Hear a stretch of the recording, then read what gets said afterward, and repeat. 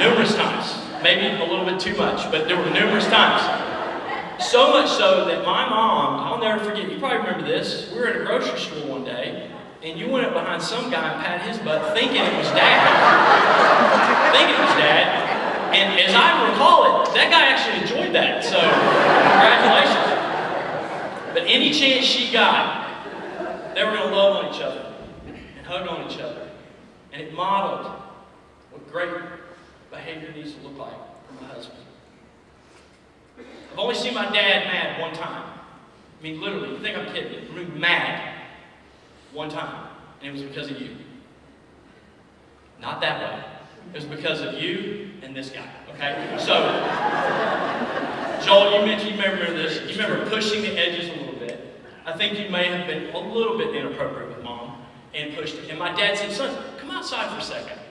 And of course, I was intrigued, so I had to follow. And he goes outside, and he gets him in the yard. He goes, you want to hit somebody? Come on! And I'm like leaning out of the carport going, get him, Dad! He loved you. He loved you very much. Thank you for loving him back.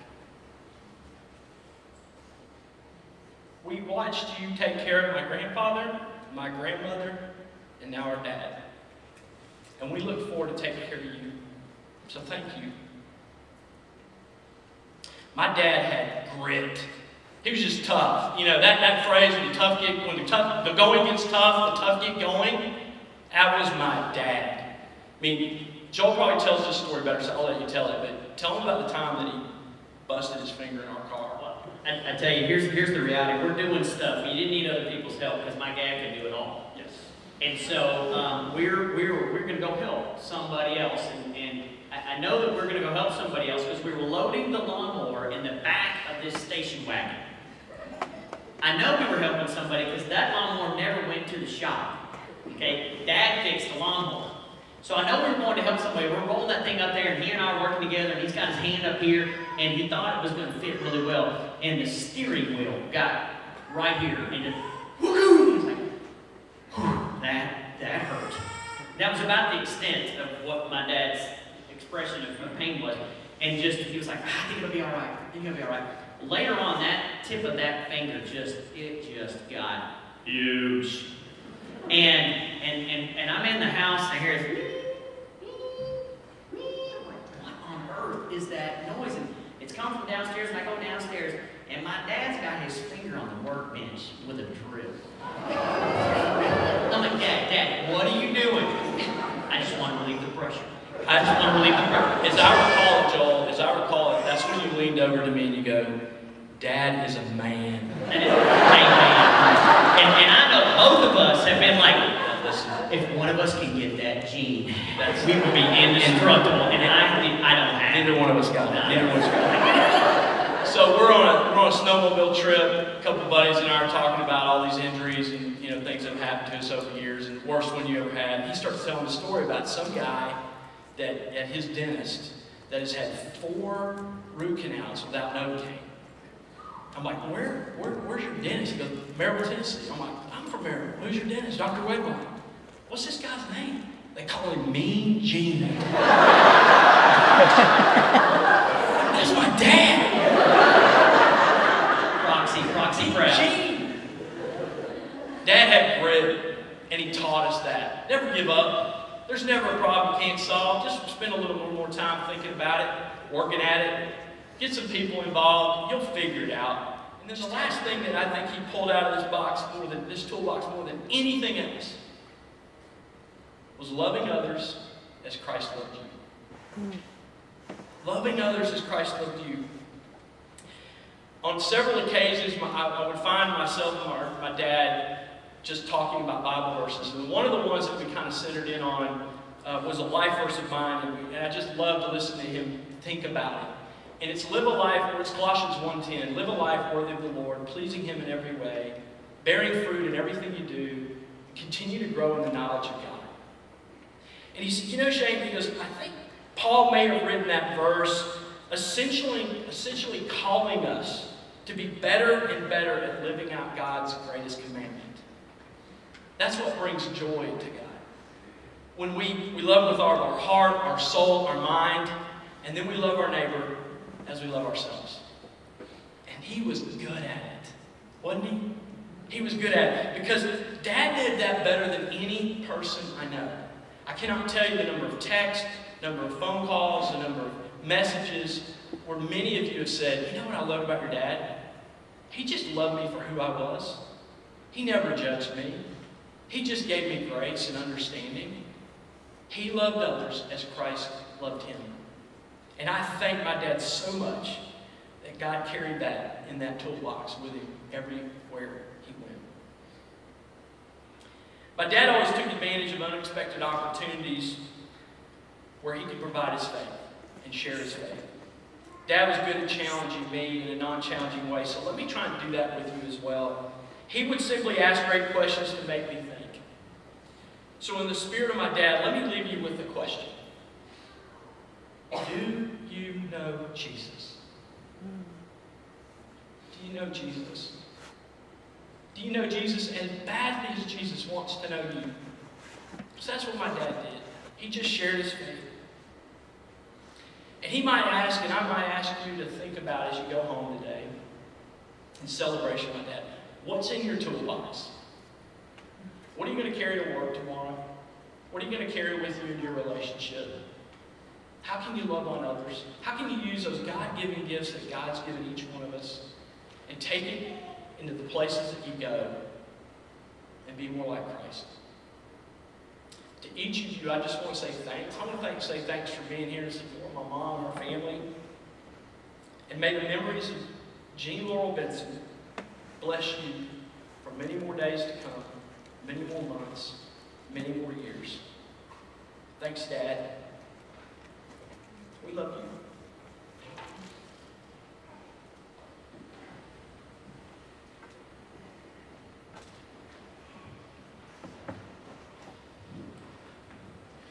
Would you stand with me? Let's sing this wonderful song of Gene Love, Amazing Grace.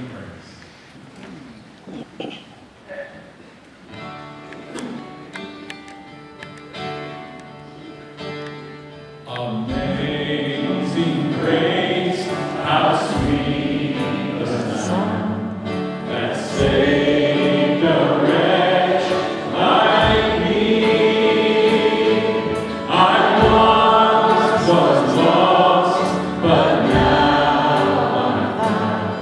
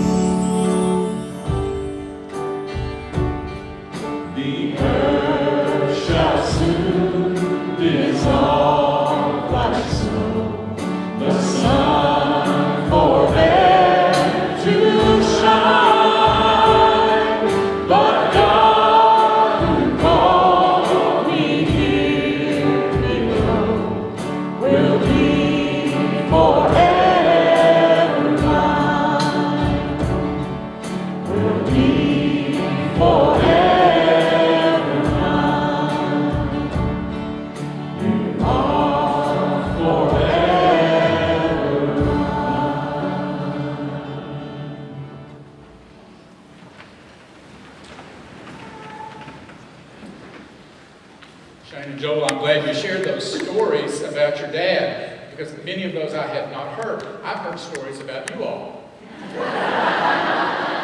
And it was kind of interesting to hear your side of it and his side of it. In the Old Testament, there is sort of an unusual story. I have never used this at a funeral. It's the story of two rivals. Joab is the nephew of David and the commander of his army. Abner is the uncle of Saul and the commander of his army. And so the tensions were high between these two men. One day, Abner came to see David, and there was a good meeting. He left in peace. Joab didn't like it because he thought this was the perfect opportunity to do him in, and you didn't do it. So Joab went and followed Abner, and he killed him. It caused a lot of turmoil between these two fractions, these two camps. And the followers of Abner thought that David was behind it. So here's the story I want to share. Reading from 2 Samuel. When David heard about Abner's death, he instructed his men, "Tear your clothes and put on sackcloth and walk in mourning in front of Abner." King David himself walked behind the bier.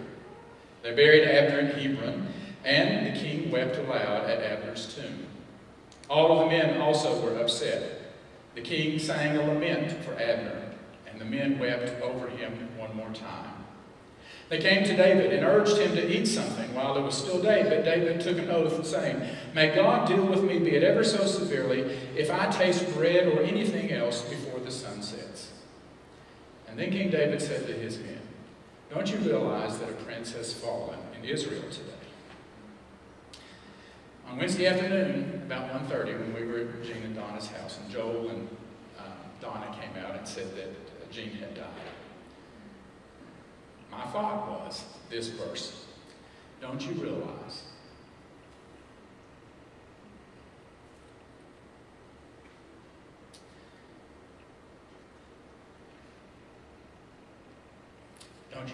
that a prince has fallen this day?"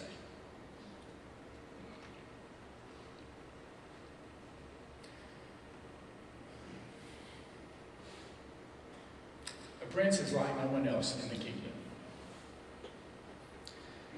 The prince has the job of being the face of the king among the people.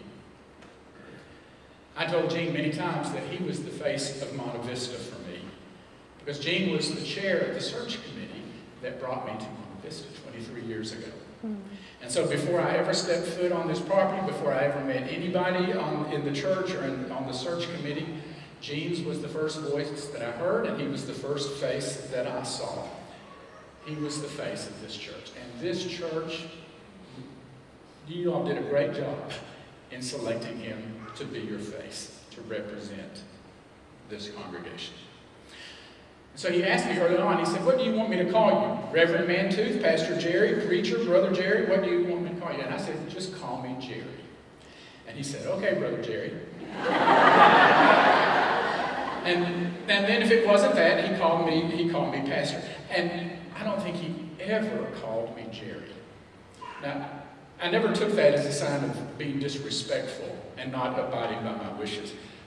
What I understood was that those were two terms of honor.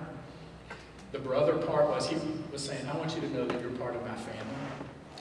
And the other part, Pastor, is I want you to know that you're the one I look to shepherd me. So Jean was the face of this congregation.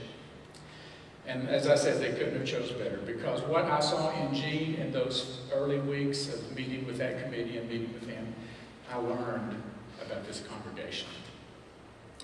I saw in Jean a sense of respect and inclusiveness and grace.